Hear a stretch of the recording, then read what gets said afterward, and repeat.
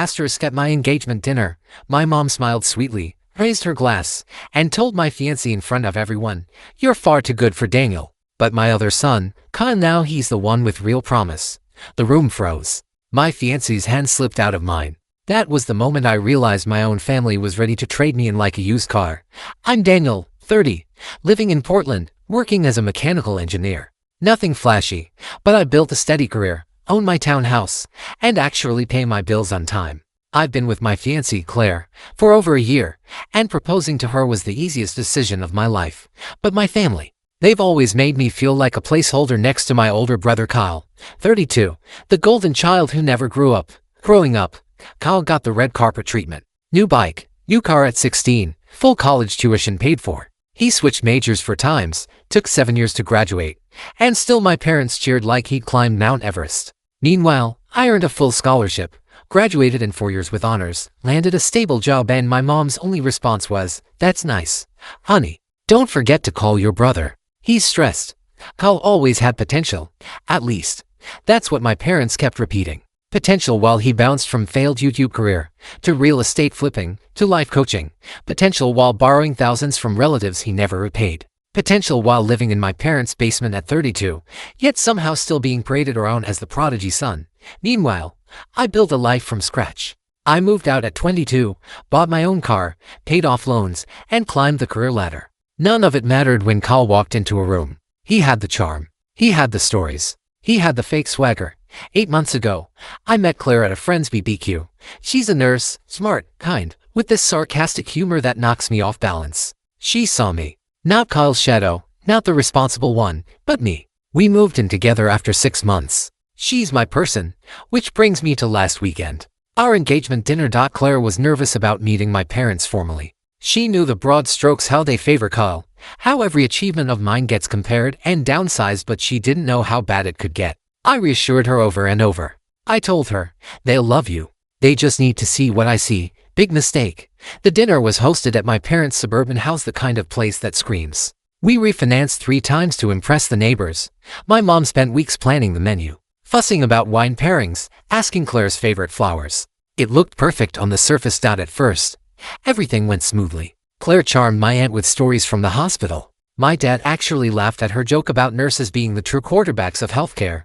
I thought, maybe for once, this will work. Maybe my family won't ruin it. Then Kyle showed up.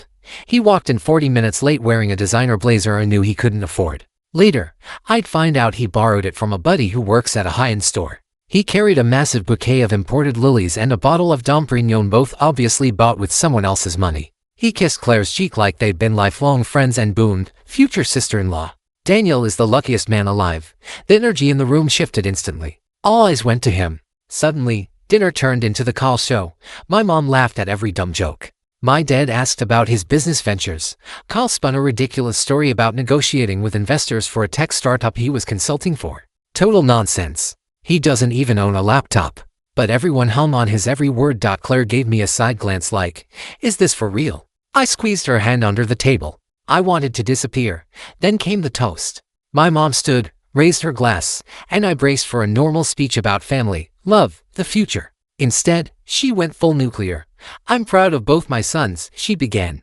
"Daniel, of course, has always been steady, reliable, but Kyle has that spark, that ambition, the kind of drive that makes things happen."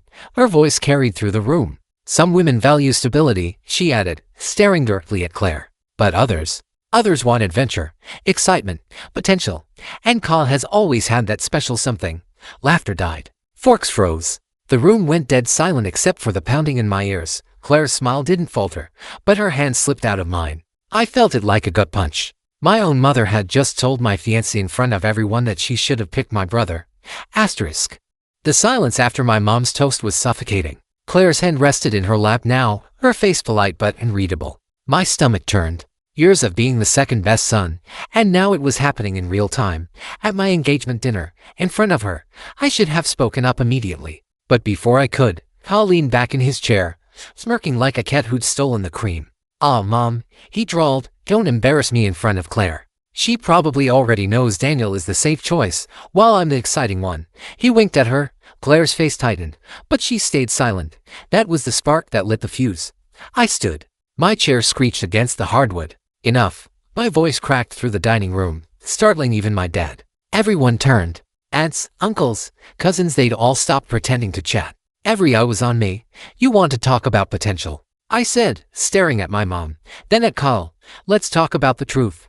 I turned toward Claire. My voice was shaking, but I forced the words out. Claire, the business my brother's bragging about, it doesn't exist. Last month he called me begging for $500 to cover his car insurance. 2 weeks ago, he was evicted. He's living in mom and dad's basement again. Kyle laughed nervously. Bro, you're exaggerating. I snapped. Tell everyone about the credit card debt, or the DUI you covered up last year. The room froze. My mom's face went pale. My dad's jaw clenched. A cousin gasped out, then Claire did something I didn't expect. She turned to Kyle, her voice calm but sharp. Is it true? Kyle tried his trademark grin. Come on, Claire. You can't take him seriously. He's always been jealous, so I asked. She cut him off. Is it true? The confidence drained from his face. He stammered, searching for words, when suddenly my Aunt Linda chimed in from the corner. I knew it. I knew something was off when he borrowed from me last Christmas and never paid me back. Gasps echoed. My Uncle Frank cleared his throat. He owes me too. $5,000. The room turned into a courtroom. Relatives started muttering, sharing stories, tallying debts. Every revelation chipped away at Carl's golden boy for Wade. He shifted uncomfortably, tugging at the borrowed blazer. Then the bombshell dropped. My cousin Natalie pulled out her phone. Wait, she said, scrolling. Isn't this the guy? She turned the screen around. A local Facebook group was buzzing with complaints about a contractor who scammed people, taking deposits for work he never finished. The photos were grainy, but the face was unmistakable. Kyle. Chaos erupted. My mother sputtered. That's slander. People lie online all the time. But her voice shook, and no one believed her. Claire stared at me, then at Kyle. She whispered, just loud enough for the table to hear. So your mom wants me to marry a con artist instead of the man who actually shows up. I thought that was the end of it. But then my dad, who rarely spoke during family drama, finally opened his mouth. Enough. His voice boomed. We're not airing this in front of guests. Daniel, sit down. No, I shot back. This is the only time anyone listens. Every time, Kyle gets away with it because you cover for him. Not tonight. Daniel. My mom's voice cracked like a whip. You will not humiliate your brother in front of your fiancé and the whole family. I laughed bitterly. You did that yourself when you tried to sell her on him. For the first time in my life. People clapped. My uncle, my aunt, even a cousin or two. Actual applause. In the middle of this train wreck, Kyle tried to salvage his dignity. He stood, raising his champagne glass, and said, fine, you want honesty. Let's be honest. Daniel's always been the boring one. The safe one. The guy who follows the rules because he doesn't have the guts to chase anything bigger. Claire, you'll get tired of that one day. You'll want more. Claire rose from her chair. She walked around the table slowly, deliberately, until she stood face to face with Kyle. The room was dead silent again. You're right, she said evenly. I do want more. More honesty. More loyalty. More stability. More love. And your brother gives me all of that. You give people debt, lies, and hangovers. The room erupted. Some people cheered. Others gasped. My mom's wine glass slipped from her hand and shattered on the floor. But it wasn't over. Because that's when Kyle's phone buzzed. Loud, insistent. He checked it, and his face drained of color. Claire noticed. What is it? She asked coldly. He shoved it back in his pocket. Nothing. But my cousin Natalie grabbed it right out of his hand because of course she did. She glanced at the screen, then read it aloud. Final notice. Court hearing scheduled. Failure to appear will result in warrant. The room exploded. My mom screamed, give that back. My dad slammed his fist on the table. Kyle lunged for the phone, but Natalie pulled it out of reach, waving it like a trophy. Looks like our golden boy is facing charges. I felt adrenaline flood my veins. Years of resentment boiling over into one unstoppable thought. It's finally out. And Claire. She just looked at me, her eyes blazing with fire, and mouthed, we're leaving. We walked out of that house as my family dissolved into chaos behind us. My mom yelling, Kyle swearing, relatives demanding money back, my dad shouting for order. For once, it wasn't my problem anymore. Asterisk. The next morning, my phone was a war zone. 30-7 missed calls. Dozens of texts. Half the family acting like I detonated a bomb. The other half cheering me on like I'd finally done what everyone else was too scared to do. My cousin Natalie. She posted a clip of the dinner explosion on TikTok. Yeah, the whole world got a front row seat. Within 12 hours, it had over 50,000 views. Comments were brutal. Golden boy scammer gets owned. Claire is a queen. Protect her at all costs. Mom of the year right there. Trying to auction her son's fiancé to the highest bidder. I laughed so hard I nearly choked on my cereal. For once, it wasn't me being invisible, it was Kyle's downfall trending online. But not everyone was laughing. My mom left 6 voicemails, each more desperate than the last. Daniel, how could you humiliate your family like that? Sweetheart, you don't understand. Your brother's going through a difficult time. Then finally, tearful, if you loved me, you'd take that video down before it ruins us. Ruin us. Really? Like I wasn't already ruined after she told my fiancé she should marry my brother. And Dad, he called pretending to be the calm negotiator. Son, your mother had a little too much wine. You can't take everything she says literally. She didn't mean to hurt you. Didn't mean to hurt me. She told Claire out loud, in front of our entire family, that she'd be better off with Kyle. That's not wine talking.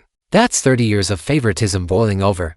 Meanwhile, Kyle decided to play victim. His text started apologetic. Bro, I didn't know Mom would say that. Don't be mad. Then defensive, you embarrassed me in front of everyone. You didn't have to air my personal stuff. Then downright hostile. You've always been jealous. Admit it, you hate that people like me more. Like him more. Sure, until they realize he's a con artist drowning in debt. But here's where it gets wild. Remember those Facebook complaints Natalie found? Turns out 3 people filed actual lawsuits. One even posted about him on a Portland neighborhood group. Beware of Kyle P. Scammer posing as a contractor. Guess who saw it? Our extended family. By noon, my Aunt Linda texted me, your mom tried to cover up his lawsuits. She told everyone it was fake news. We're done helping. Done helping. Translation, no more loans, no more sympathy. Suddenly the golden child wasn't so golden. Claire, meanwhile, was a rock. She hugged me while my phone buzzed nonstop and whispered, this is their mess, not yours. Let them drown in it. But then, another twist. I got an email from my grandmother, my dad's mom, 83, sharp as a blade. She wrote, your mother has always been blind where Kyle is concerned. I saw the video. You did what needed to be done. Do not let them drag you back down. Marry Claire. Build your own family. I actually teared up. For the first time, someone older than me admitted what I'd been screaming into the void for years. But peace didn't last long. That night, my parents showed up at my townhouse unannounced. Yes, they just showed up banging on the door like the police. Claire froze, whispering, do not open it. But I couldn't resist. The second I cracked the door, my mom stormed in like a hurricane. How dare you let that video circulate? Do you know what people are saying about our family? About me? I raised an eyebrow. About you. Or about Kyle. She ignored that. Your brother is on the verge of losing everything. He could go to jail. And you're standing there laughing. I laughed harder. You mean consequences? Yeah, those tend to happen when you scam people, drink and drive, and live off your parents at 32. She slapped the counter with her hand. You're cruel, Daniel. Cold. Where is your compassion? My compassion. I exploded. Where was yours when you tried to sell my fiancé on Kyle like I was some clearance item at Walmart? She flinched, but Dad stepped in, raising his hands like a referee. Enough. We came here to ask for help. Help. Of course. We need money, he said quietly. Your brother's legal fees. Just until things settle. I almost laughed in his face. You're kidding, right? Daniel, please, Mom begged. You're the stable one. The responsible one. If you don't help, Kyle could end up behind bars. And I shot back. Maybe that's where he belongs. Her mouth dropped open. Shock. Horror. Like I just stabbed her with words she couldn't process. Claire stepped forward then, her voice sharper than mine. You should be ashamed. You tried to humiliate your son at his own engagement dinner. And now you expect him to clean up after the brother you worship. Not happening. My mom's face turned crimson. You don't understand family loyalty. Young lady. Claire didn't flinch. No, you don't. Loyalty means standing by the people who actually love you back. The room went dead silent. Finally, I pointed to the door. Get out, both of you. Don't come back until you realize I'm your son too, not just the guy who pays for your golden child's mistakes. They left in stunned silence, but as the door shut, Claire looked at me with wide eyes. Daniel, you realize this isn't over. They're going to try something else. I nodded, adrenaline still surging. Yeah, but this time, I'm ready. Asterisk. I thought I'd seen it all. The favoritism, the lies, the guilt trips. But nothing could have prepared me for what Kyle pulled next. 2 days after my parents stormed out of my townhouse, my phone buzzed with a text from Natalie. Just 6 words, turn on the local news. Now, I grabbed the remote. Claire sat beside me on the couch, sipping coffee. Then the screen lit up and my jaw hit the Floor. There was Kyle, on live TV, standing outside the courthouse with a microphone shoved in his face, smiling, waving, acting like a celebrity. Headline across the bottom read, "Local entrepreneur claims harassment by jealous brother." I nearly threw the remote. The reporter asked, "Kyle, what do you say to allegations of fraud?" Kyle laughed like it was the funniest thing in the world. "Fraud, please. I'm the victim here. My younger brother has been spreading lies about me online. He's jealous because I'm finally succeeding. He even hijacked my engagement dinner to humiliate me. What kind of person does that to family?" My blood boiled. Claire dropped her coffee mug, shattering it on the floor. "Did he just say engagement dinner?" "Oh, it got worse." Kyle pulled a folded piece of paper from his blazer and held it up. "In fact, I have proof. My brother Daniel has been harassing me for years. Threats, messages, you name it. I'll be filing a restraining order today." I froze. Claire grabbed my arm. "He's framing you." It felt like a nightmare. Within an hour, the clip went viral. My phone lit up with texts to coworkers, friends, even my boss. "Dude, is this real?" I wanted to scream. Kyle had flipped the entire narrative. Then came the insane stunt. That evening, my parents hosted a family support rally in their front yard. Yes, they actually strung up a banner, "Justice for Kyle." Neighbors gawked as my mom handed out lemonade like it was a block party. Kyle stood on the porch, giving speeches about how hard it was to be misunderstood. My dad clapped like he was introducing a senator. But the kicker, they'd invited reporters back. And during his speech, Kyle announced, "Since my brother tried to ruin my relationship prospects, I'd like to make something clear. I'm officially engaged." Gasps, cameras flashed. And then, like some twisted magic trick, he pulled Claire's photo out of his pocket. "Yes, my Claire, my fiancée. I swear my soul left my body." He waved the photo at the crowd. "This incredible woman is my inspiration. She deserves the best, and I plan to give her the exciting life my brother never could." Claire, sitting beside me on the couch, was speechless. Then she whispered, "He's lost his mind." The news anchors ate it up. "Bold declaration," one said. "Is this brotherly rivalry or something darker?" My phone exploded. Text after text. "Did Claire leave you for Kyle? Wait, isn't that your fiancé? Dude, you need to sue." I paced the room, rage burning in my chest. He actually announced he's engaged to my fiancé, who's literally here, in our house, watching this with me. Claire grabbed her phone. "This ends now?" She dialed the reporter's station directly. Within minutes, she was live on air via video call. Face steady, voice sharp. "Let me be crystal clear. I am engaged to Daniel, not Kyle. Kyle is lying to the public just like he lied to every single person he scammed. And if he continues to use my name, I will pursue charges for harassment." The clip went nuclear. Millions of views. Hashtags started trending. #Kyle the fraud. #Justice for Daniel. #Claire deserves better. But instead of backing down, Kyle doubled down. He stormed onto social media, claiming Claire was confused and that I was manipulating her against him. He posted old family photos with captions like, "Even as kids, Daniel tried to steal what was mine." Unhinged. Totally unhinged. And then, like a cherry on the chaos sundae, he showed up at my townhouse. Claire and I heard pounding on the door around midnight. I peeked through the blinds. There he was, hair messy, tie loose, eyes wild, shouting, "Claire, you don't have to pretend anymore. Leave him. Be with me." Neighbors came out onto porches. Someone yelled, "Shut up." Someone else shouted, "Isn't that the scammer from the news?" I dialed 911 with shaking hands. The operator's calm voice steadied me. "Police are on their way." But before they arrived, Kyle did something that silenced the whole street.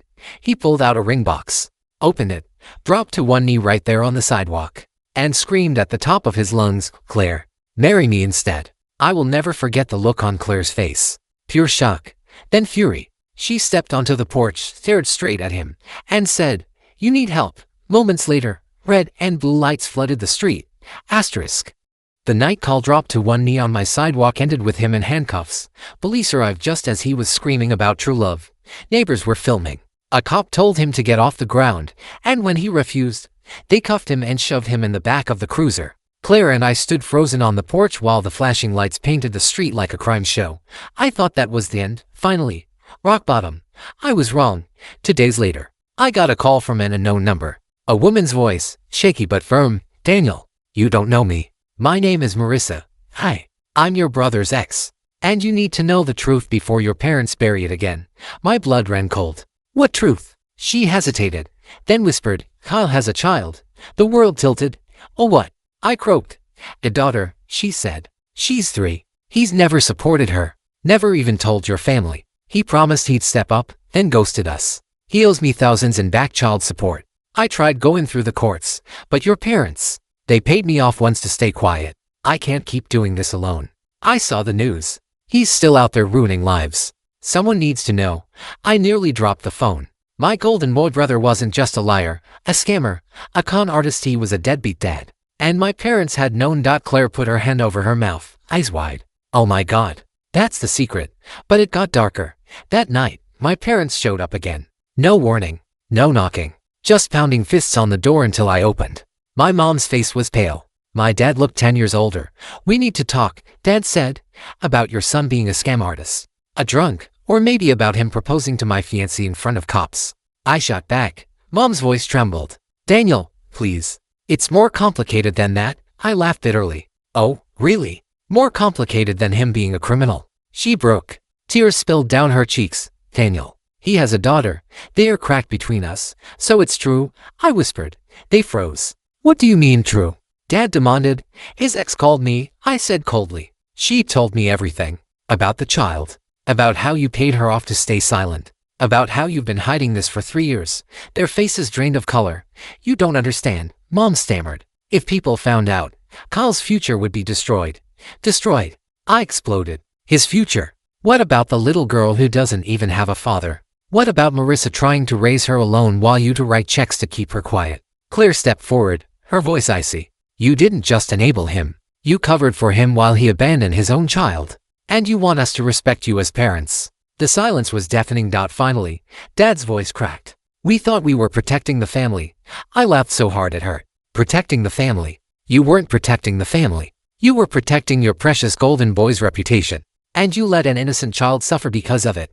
Mom reached for me, sobbing. Please, Daniel. You can't tell anyone. If this gets out, Kyle will lose everything. His job prospects. His reputation. I shouted. Mom, he doesn't have a reputation left to lose.